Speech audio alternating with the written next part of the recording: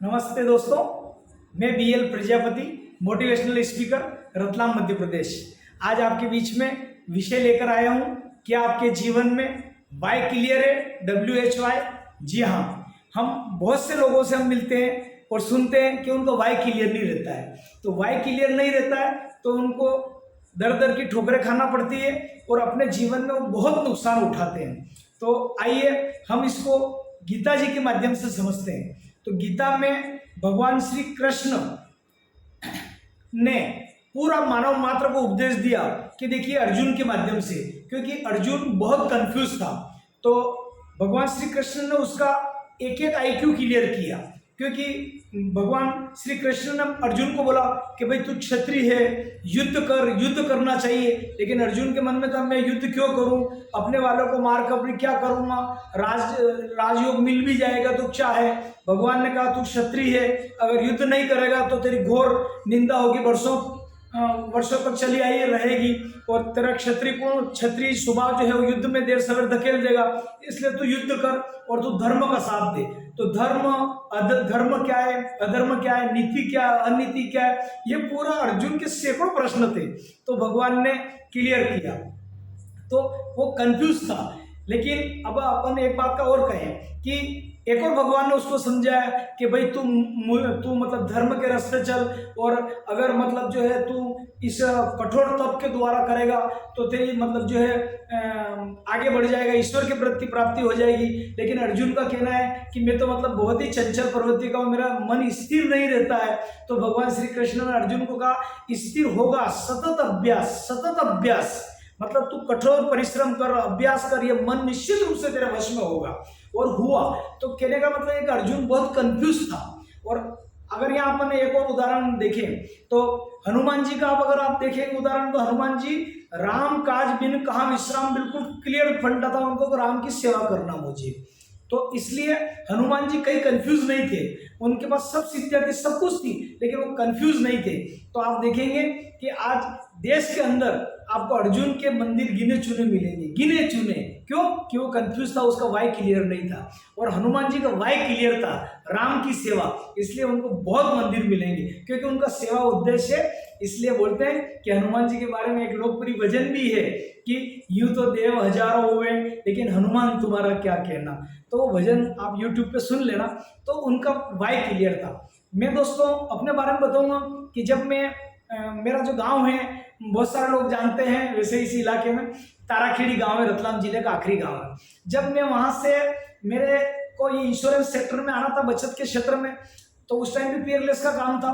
तो उसके बावजूद मेरा वाई क्लियर था कि मैं रतलाम जाऊंगा, वहां शिफ्ट होना है, बच्चों की अच्छी पढ़ाई करना है। मैं जब रतलाम शिफ्ट हुआ 22 जून 95 बाई 22 जून 95, मतलब 22 जून 95 को जब मैं रतलाम में आया, तो मेरा जो एक बच्चा छोटा वाला वो था करीब 3.5 साल का, और सेकंड जो मेरा चाइल्ड था वो था 6 महीने का। आप सब सोच सकते हो, आप उनको पढ़ाया लिखाया कराया, लेकिन मेरा IQ एकदम साफ था। तो जब मैंने निर्णय ले लिया, अब मेरा वहाँ पे जमीन भी थी गांव के अंदर, 2 बीघे जमीन, तो मैंने उसको बेचा, और घर था तो वो मेरे भतीजे को दे दिया, क्योंकि मेरे एक बड़े ब्रदर की डेथ हो गई थी, सडनली अटैक आया उनको। तो बच्चे उनके भी छोटे छोटे थे, मैंने कहा चलो, तो एक मेरा जो भतीजा था उनको मैंने मकान दे दिया। तो ये मेरा IQ क्लियर था कि अब अपने को रतलाम में रहना, ताराखेड़ी में एक रास्ता बिल्कुल बंद कर दिया। जहाँ 2 रास्ते होते हैं किसी दरवाजे के, चलो इधर कोई हो जाएगा इधर निकल जाए, लेकिन मैंने एक ही रास्ता रखा। मेरा IQ क्लियर था कि मुझे रतलाम में शिफ्ट होना। तो मित्रों ये किया, लेकिन घर वालों ने तो मुझे बोला था, मेरे सिस्टर वगैरह सब ने कहा था कि इसने तो मतलब सब जमीन बेच दी, ये कर दी, अब छोरे छोरी, उनकी भाषा में बोला क्या मक्खियाँ कटे खाकर रतलाम। अरे भाई बहुत भुट्टे हैं मेरे दीदी, बहुत भुट्टे हैं, 20 25 30 रुपए किलो में बहुत मिल रहे हैं। लेकिन अब उन्होंने रोया और मैं उनका साथ दे देता, तो मेरा IQ साथ नहीं होता, तो क्या मेरी आज प्रोग्रेस होती, क्या आज अब मेरा जो निवास है 80 फीट रोड पे होता, आज करोड़पति, करोड़ों के रेट इस मतलब जो रोड के ऊपर हो गए हैं, और आज रतलाम की सबसे पास कॉलोनी, सबसे महंगी कॉलोनी है। तो मेरा IQ क्लियर था मित्रों, एकदम क्लियर था, न दाएं न बाएं, बिल्कुल क्लियर, मेरी लक्ष्य पे निगाह थी। तो ऐसा जिनकी लक्ष्य पे निगाह रहेगी वो निश्चित रूप से सफल होंगे। तो और एक बात और देखना, कभी कभी क्या होता है कि एक बार और है, विशेष करके हम लोग क्या किस जगह कंफ्यूज हो जाते हैं ज़्यादातर कि हम किसी से राय ले लेते हैं। अरे मैं उनको मानता हूँ, जैसे ये हुआ, अब आप किसी दो जने को मानते हो, अपने रोल मॉडल है या आपके जो आदर्श कह लो उनको, अब उनकी राय आपने ले ली ना, वो राय आपके गले नहीं उतर रही, तो आप तो कंफ्यूज हो गए ना। वो बोलेंगे अरे यार मैं नहीं इनकी बात मानूंगा तो ये क्या बोलेंगे। इसलिए राय तभी ले कि जब आपको लगे कि राय लेना चाहिए तो ही राय ले, अदरवाइज राय लेने की जरूरत नहीं। क्योंकि जो आप अपना निर्णय कर सकते पहले अपने दिल से तो पूछें, और यदि आपका दिल उस कार्य को करने के लिए हाँ करता तो आप करिए, इसमें कंफ्यूज नहीं रहना है। तो जीवन में जो जो कंफ्यूज रहे, जिनका वाई क्लियर नहीं, उनको बड़ी हानि उठानी पड़ी।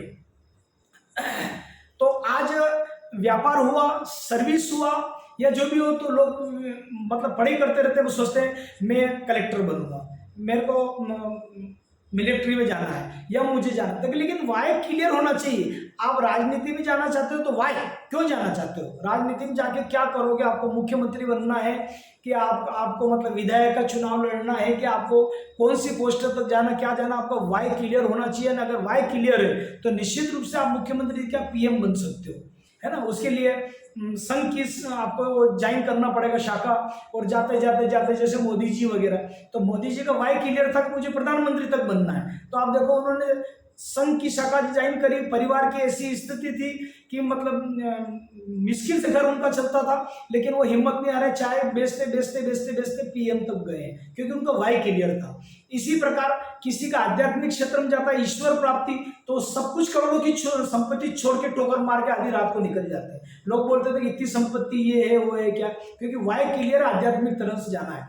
इसलिए अगर आपको राजनीति में जाना है तो अपना वाई क्लियर करें, यदि आपको व्यापार में जाना है तो क्लियर कितने रुपए का बिजनेस करेंगे, कितने टर्नओवर करेंगे, पूरा मैप आपके पास होना चाहिए, बिल्कुल क्लियर। यदि आपको सर्विस में जाना, प्रशासनिक सेवा में, आप जज बनना चाहते हैं, क्यों बनना चाहते हैं, जज बन के क्या करेंगे। यदि आप देश की सेवा करना चाहते हैं तो पूरी तैयारी करिए, पूरी से पूरी करिए, पूरी शिद्दत से करिए, जो भी करे कमाल का करे, जहां भी जाए छा जाए, ऐसा आपका लक्ष्य रहना चाहिए। और एक कदम अगर आगे अपन बढ़ाते हैं तो मित्रों सफलता निश्चित रूप से मिल जाती है। तो आज के लिए बस मैं इतना ही कहना चाहूंगा कि बिल्कुल निर्णय क्लियर रखें, किसी भी प्रकार का कंफ्यूज नहीं रहे, और आप देखेंगे कि सफलता आपकी झोली में आएगी।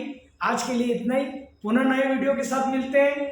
मैं आपका मित्र साथी DL प्रजापति, मोटिवेशनल स्पीकर। यदि आपको वीडियो अच्छा लगा है तो मेरे YouTube लिंक का नाम है DL प्रजापति मोटिवेशनल स्पीकर, इसको आप सब्सक्राइब कीजिए, शेयर करिए, लाइक करिए, और अधिक से अधिक लोगों तक इसको सेवा पहुंचाने की करिए। आज के लिए इतना ही, और अपने 10 मित्रों को और जोड़िए। Bye bye.